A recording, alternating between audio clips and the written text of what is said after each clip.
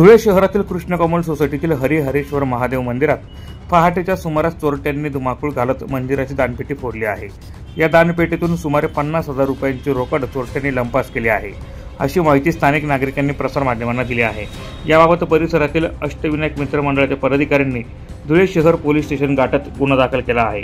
Police चोरट्यांचा शोध घेत आहे। कृष्णकमल सोसायटीमध्ये हरिहरेश्वर महादेवाचे मंदिर आहे।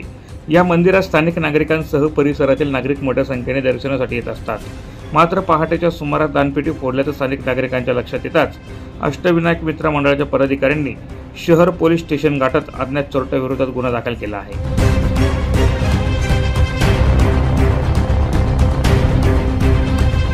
मी विजय वाघ,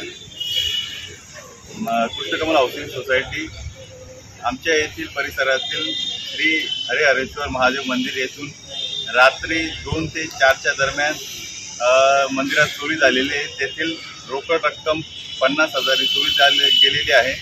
त्या संबंधीची तक्रार आम्ही शहर पोलीस स्टेशन येथे नोंदवण्यासाठी आलेलो आहोत। तरी माझ्यासोबत आनंद मोहने, अनुज साळुंके, प्रवीण अमृतकर, विराज पाटील, घोंगडे आणि दीपक वाडे आणि बहुसंख्य असे नागरिक आणि स्त्रिया उपस्थित आहे। तरी आपल्या शहर पोलीस स्टेशनचे पोलीस निरीक्षक यांनी आम्हाला आश्वस्त केलं आहे, आम्ही 8 दिवसात त्या चोरांचा तपास लावून त्यांना शासन करू। यावेळी अनुज साळुंके, विजय वाघ, प्रवीण अमृतकर, आनंद मौने, दीपक वाडे, गीतेश घोंगडे, विराज पाटील, अंकित वाडे यांच्यासह अष्टविनायक मित्र मंडळाचे पदाधिकारी मोठ्या संख्येने उपस्थित होते।